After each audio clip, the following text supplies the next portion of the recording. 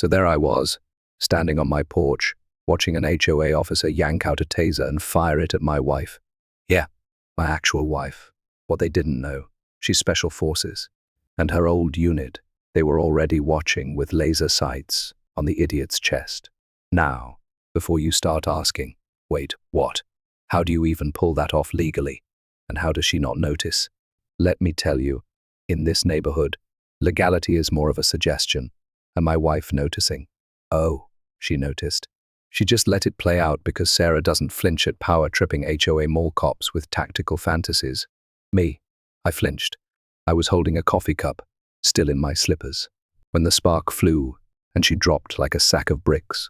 My brain couldn't even process it all at once. 1 second. We're arguing about whether we had enough charcoal for the weekend barbecue.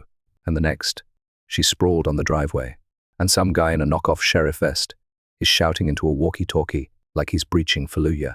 Let's rewind a bit. We moved into Greenbrier Estates about 6 months ago. The flyer said peaceful, secure, family-oriented, which I now understand translates to governed by a tyrannical HOA with delusions of militarization. The houses are identical. The grass is policed more harshly than the sidewalks. And God forbid you put out your trash bin before 7:01 a.m. Sarah thought the place was hilarious from day one. She cracked jokes about the HOA rules being longer than her old deployment handbook.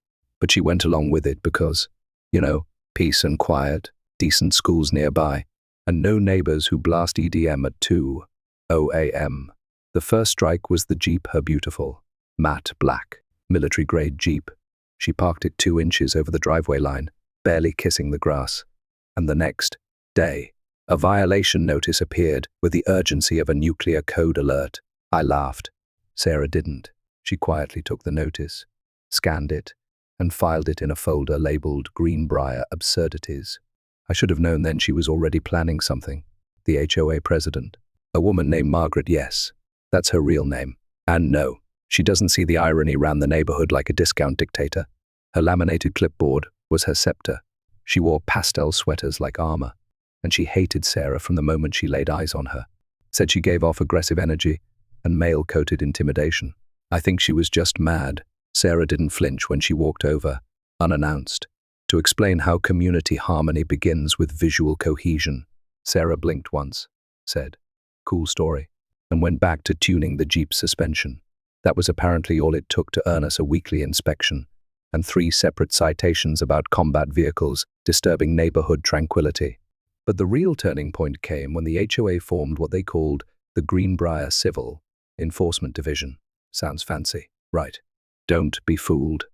It was 5 guys who all looked like they got rejected from TSA training, dressed in black polos and camo pants, wearing fake badge patches with phrases like Code Enforcer and Safety Lead. They carried flashlights the size of baseball bats, clipboards, and no joke pepper spray. I saw one of them practicing baton moves in the cul-de-sac, like he was auditioning for some HOA remake of SWAT. Sarah watched them with the calm disinterest of someone who'd once talked down a cartel leader with nothing but a wristwatch and a translator.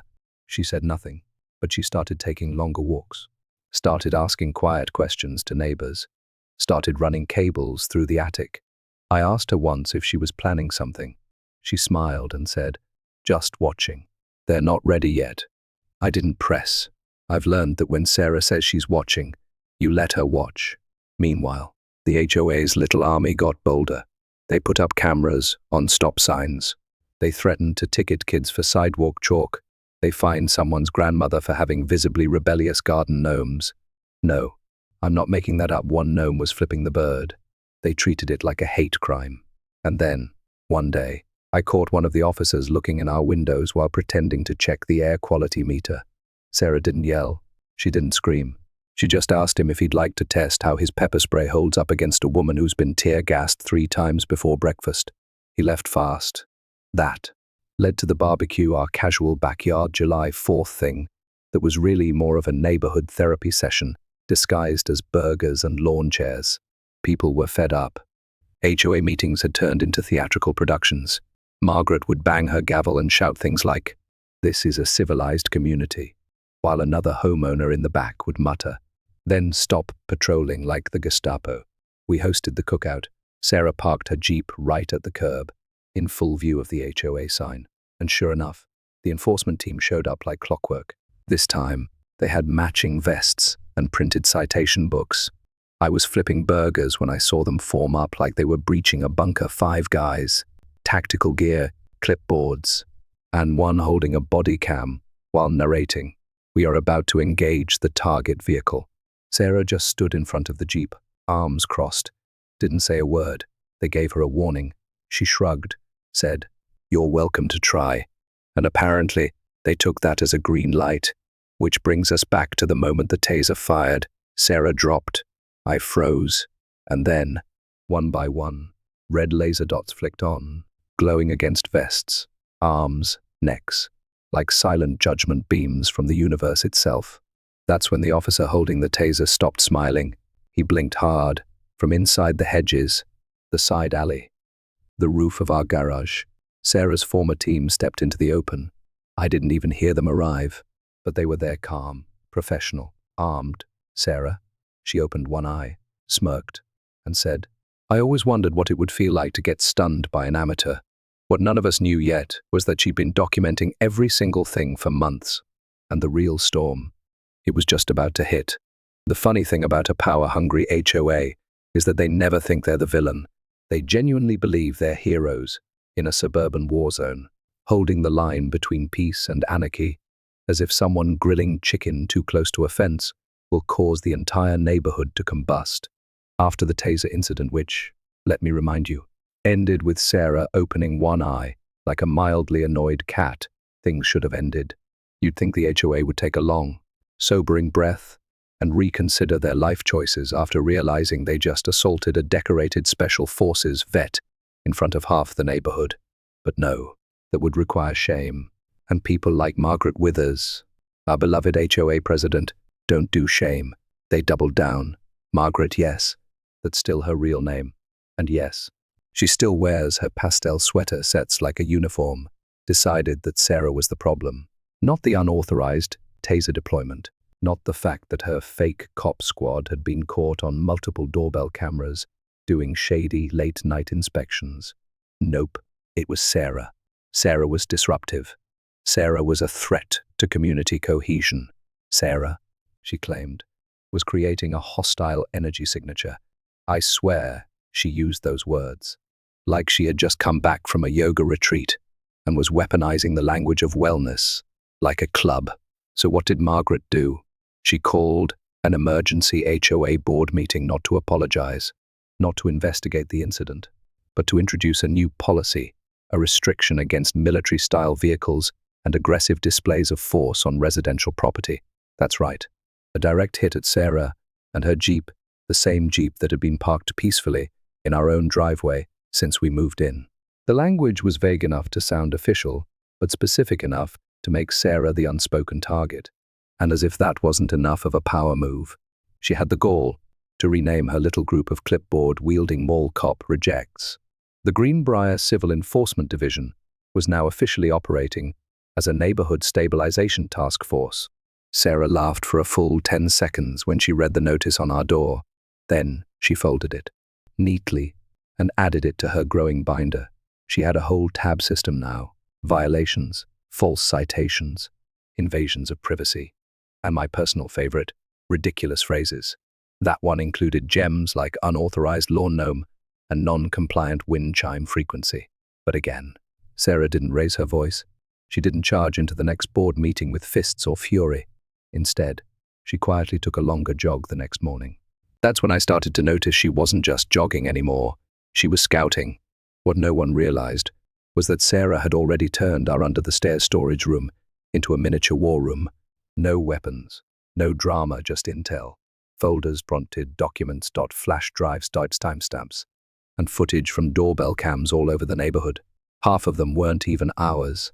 Turns out other neighbors had been sending her stuff. Sarah had become the unofficial confidant of Greenbrier Estates. One guy across the street, Jim, retired, soft-spoken, classic car collector, had been fined for improper tarp tension. Another woman, a single mother of 2, was cited because her dog's collar was too reflective under lead Streetlights. Everyone had a story. Everyone had been picked on. They just didn't know what to do about it until Sarah started quietly compiling their stories into something more than just neighborhood gossip. And her old team, oh, they were definitely involved now. Nothing formal, nothing aggressive, just situational awareness. As Sarah put it, one of them, Alex, lived only a few blocks away and started walking his dog past our house 3 times a day. Another, Javi, worked at a security firm downtown and just happened to install a few discreet cameras on behalf of a client concerned about porch pirates. It wasn't surveillance. It was insurance. And it wasn't illegal, not when the cameras were pointed at public spaces or placed on property with permission. Meanwhile, the HOA task force kept escalating. They began showing up at random, unannounced. They carried citation pads like bouncers guarding an invisible nightclub. They took pictures of trash bins, measured lawn heights with tape measures, and started leaving cryptic notes like, "This porch light may exceed lumen limits." At one point, I swear they used a drone to hover over someone's backyard for aerial compliance checks. Sarah flagged that footage and added it to the binder under overreach, aerial. She was building a case, and while I didn't know the endgame yet, I could feel it coming. Margaret, of course, believed she was winning. She strutted around the neighborhood with her nose slightly upturned, like a monarch surveying her empire. She'd nod at residents like she expected applause for maintaining order, but behind those forced smiles and carefully clipped hedges, people were simmering. Every block had its own little powder keg waiting to ignite, and Sarah was just standing nearby with a match, watching patiently. Then came the incident with the sidewalk chalk. A group of kids, sweet, harmless, barely out of kindergarten, had decorated the sidewalk near the community park with chalk drawings, rainbows, dinosaurs, some kind of lopsided unicorn that looked like it was in witness protection, the kind of stuff that makes you smile. Margaret didn't smile. She called it defacement of common areas and issued a $100 fine to each household whose kid had participated. She even got the task force involved too. Photographed the evidence before the next rainstorm washed it away. That was the moment several parents snapped. They showed up at the next HOA meeting, normally a dry affair, with barely 5 people in attendance, and packed the room. Sarah was there too, sitting quietly in the back with her folder. She didn't speak. She didn't need to. The others were doing it for her now. They shouted. They demanded answers. And, for once, they didn't back down when Margaret banged her gavel like a judge, trying to stop a courtroom riot. After the meeting, Margaret stormed out. The next morning, we woke up to find a new notice taped to our door. Final warning. Vehicle in violation of subsection 7.31b. Presence of warlike aesthetic. Sarah smiled without showing her teeth. She didn't even look up from her laptop. I asked her what she was working on. She said, "A small report, just tying up a few loose ends." Then she looked at me and said, "I think it's time." That evening, as the sun dipped behind the houses and the sprinklers hissed across perfectly compliant lawns, 2 things happened. First, Sarah's team group chat lit up. Second, a mysterious envelope was slid under our door. It had no name, just one phrase printed in block letters, "We know what she's doing." I picked it up, looked at Sarah, and raised an eyebrow. She didn't look concerned. If anything, she looked intrigued. Then she said something I'll never forget. "They're trying to warn us, but they don't realize I'm not the one who should be scared." It started like any other casual suburban celebration. We were planning a 4th of July barbecue, not for fireworks, not for patriotism, but because everyone was on edge, and nothing calms the nerves like grilled meat and beer. We invited the usual suspects, a few cool neighbors, the elderly couple next door, even Jim from across the street, with the world's most fragile classic Mustang. Sarah had a look in her eyes that morning, part relaxation, part anticipation, like someone watching a chessboard, where all the pieces had been moved, exactly where she wanted them. I didn't ask questions. I just marinated the chicken. By noon, the scent of charcoal and garlic was floating down the block. Kids were riding bikes. Someone had patriotic music playing a little too loud, and our backyard looked like a commercial for calm, happy community life. You'd never guess that just 24 hours earlier. Sarah had received an anonymous envelope with the words, "We know what she's doing," and hadn't blinked. She'd added it to the file like it was a coupon flyer. It was around 3, p.m. when I saw them. 3 of the HOAs, so-called civil enforcement officers, walking down the sidewalk like they were on patrol in a danger zone. Same black polos, same cargo pants. Utility belts bulging with whatever fake authority they thought they needed. One had a handheld radio clutched in his hand like it might explode if he let go. I watched them pause at the corner, glance toward our house, and mutter into the radio like this was an operation and not just a cookout in someone's backyard. Sarah saw them too. She didn't react. She was setting out plates with casual precision, like she wasn't 2 steps ahead of them already. She didn't even look at the Jeep, which she had parked on the street in full, glorious view. It gleamed in the sun like it had been waxed with pure defiance. I had half expected her to move it, maybe tuck it out of sight, but she parked it right in front of the HOA sign that read, "Aesthetic compliance is a civic duty," and then she set a small American flag in the windshield. The 3 HOA officers approached like they were about to stage a drug bust. One began recording on his phone. Another flipped open a citation book.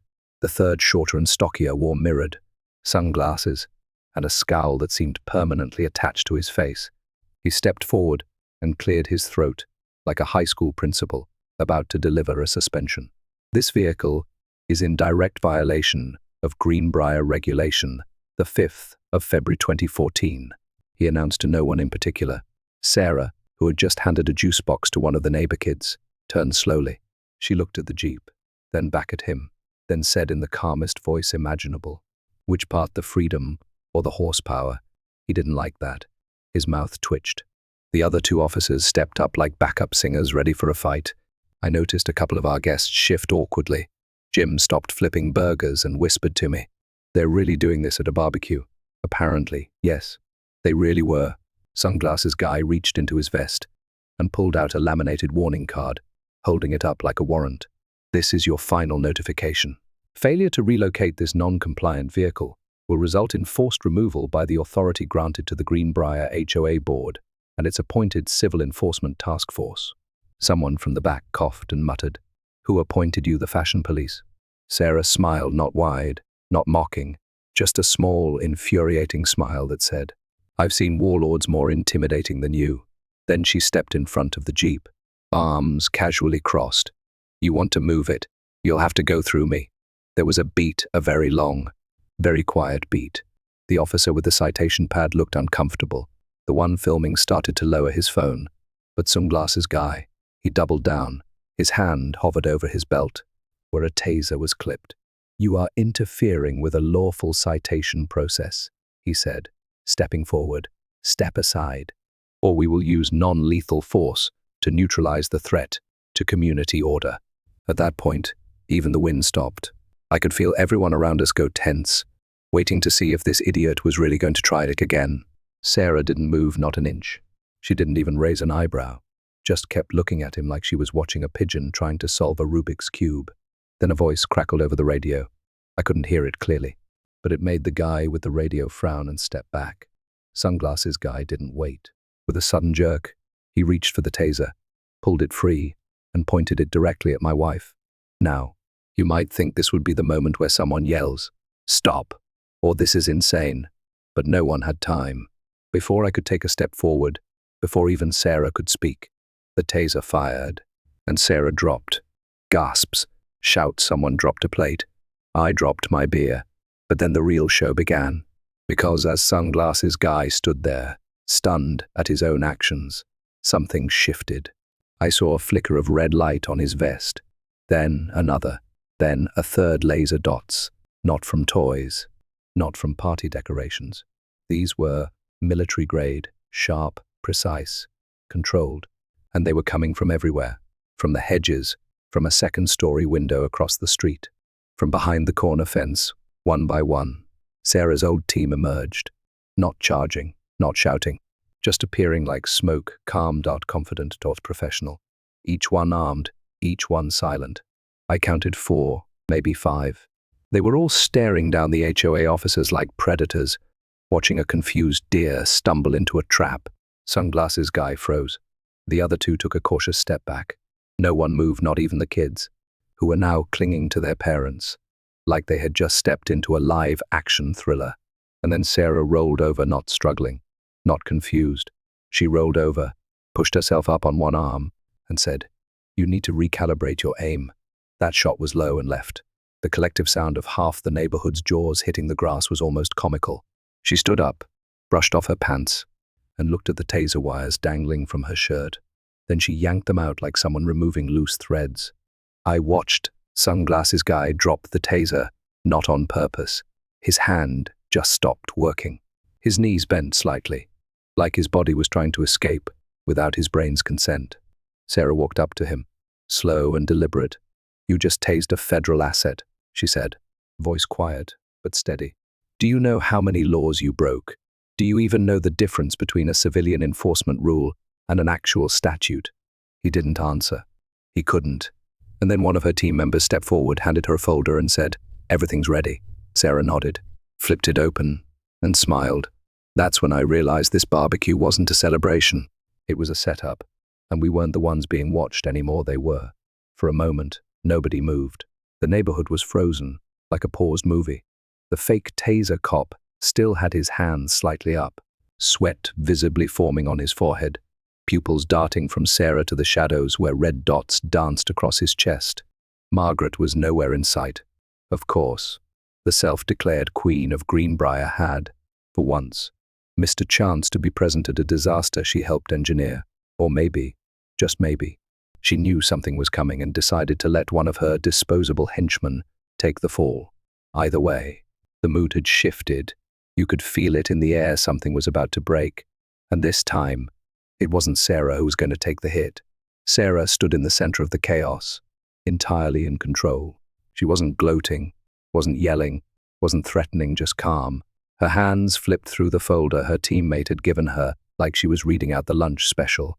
Then she turned to the crowd, which now included most of the block, and lifted her voice just enough to carry. "In case you're wondering," she said, "everything you've seen today has been documented. Body cams, drones, witness statements, it's all here." She tapped the folder once, and it's already been submitted. The taser cop finally spoke, but it came out more like a croak. "Submitted to who?" Sarah glanced at him, then tilted her head slightly toward a man who had just stepped onto the curb behind her, tall, suited, holding an ID badge already flipped open. "To him," she said, "and a dozen others like him." The man gave a small nod and stepped forward. "Agent Walker," he said, loud enough for everyone to hear. "Department of Justice, Office of Civil Enforcement. We've been monitoring Greenbrier's HOA since February. Today's events confirmed enough violations to proceed." You could feel the ripple in the crowd, like someone had dropped a rock in a still pond. Whispers started up immediately.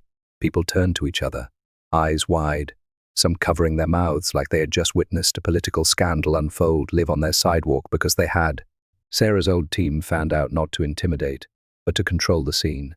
They guided people back gently, spoke softly to the more stunned guests, and kept an eye on the few HOA enforcers who had started backing away like they might bolt. None of them did, probably because even they realized by now that Sarah had been holding every card in the deck and was only just now laying them down. Agent Walker motioned for two uniformed officers to step forward from an unmarked car down the street. They weren't local police. They were federal, quiet, efficient, and very not here for games. They collected the taser, took statements, and read off legal jargon like it was bedtime poetry. Sunglasses Guy didn't say a word as he was cuffed. One of his teammates, the guy who'd been filming earlier, tried to object. He was immediately reminded that impersonating law enforcement carried a hefty penalty and that resisting would only add more years to the sentence. He shut up. Margaret finally showed up 15 minutes later, flanked by two HOA board members who looked like they'd aged a decade since the start of the barbecue.